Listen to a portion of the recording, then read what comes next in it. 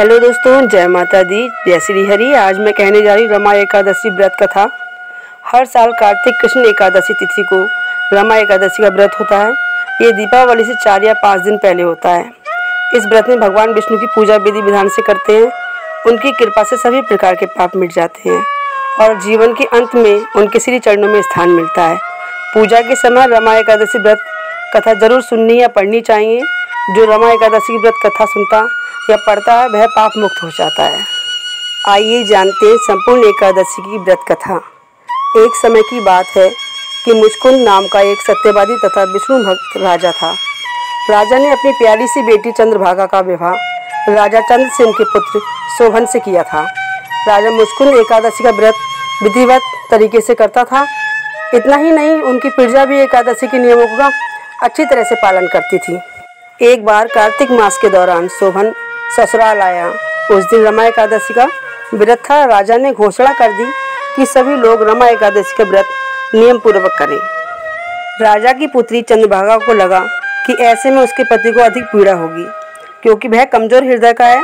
जब शोभन ने राजा का आदेश सुना तो पत्नी के पास आया और इस व्रत से बचने का उपाय पूछा। उसने कहा कि ये व्रत करने से वह मर जाएगा। इस पर चंद्रभागा ने कहा कि इस राज्य में रमा एकादशी के दिन कोई भोजन नहीं करता है। यदि आप व्रत नहीं कर सकते हैं तो दूसरी जगह चले जाएं। इस पर शोभन ने कहा कि वह मर जाएगा लेकिन दूसरी जगह नहीं जाएगा, वह व्रत करेगा। उसने रमा एकादशी का व्रत किया, लेकिन भूख से उसका बुरा हाल हो गया। रमा एकादशी की रात्रि के समय जागरण भी रात को शोभन के लिए असहनीय था। अगले दिन सूर्योदय से पूर्व ही भूखे शोभन की मौत हो गई। ऐसे में राजा मुचकुंद ने अपने दामाद शोभन को सब जल प्रवाह कर दिया था और अपनी बेटी को सती न होने का आदेश दिया। उसने बेटी से कहा, भगवान विष्णु पर आस्था रखने को पिता की आज्ञा मानकर बेटी ने व्रत को पूरा किया। उधर रमा एकादशी व्रत के प्रभाव से शोभन जीवित हो गया और उसे विष्णु कृपा से मंदराचल पर्वत पर देवपुर नामक उत्तम नगर मिला। राजा शोभन के राज्य में स्वर्ण मणियों आभूषणों की कोई कमी न थी। एक दिन राजा मुचकुंद के नगर का एक ब्राह्मण तीर्थ यात्रा करते हुए शोभन के नगर में पहुंचा, जहां उसने राजा शोभन से मुलाकात की। राजा ने अपनी पत्नी चंद्रभागा तथा ससुर मुचकुंद के बारे में पूछा। ब्राह्मण ने कहा कि वे सभी कुशल हैं। आप बताएं, रमा एकादशी का व्रत करने के कारण आपकी मृत्यु हो गई थी, अपने बारे में बताएं। फिर आपको इतना सुंदर नगर कैसे प्राप्त हुआ? तब शोभन ने कहा कि ये सब रमा एकादशी व्रत का फल है, लेकिन ये अस्थिर है, क्योंकि वह व्रत व्यवस्था में किया गया था, जिस कारण अस्थिर नगर मिला, लेकिन चंद्रभागा इसे स्थिर कर सकती है। उस ब्राह्मण ने सारी बातें चंद्रभागा से कही। तब चंद्रभागा ने कहा कि ये स्वप्न तो नहीं है। ब्राह्मण ने कहा कि नहीं, वह प्रत्यक्ष तौर पर देखकर आया है। उसने चंद्रभागा से कहा कि तुम कुछ ऐसा उपाय करो जिससे वह नगर स्थिर हो जाए। तब चंद्रभागा ने उसे देवनगर में जाने को कहा।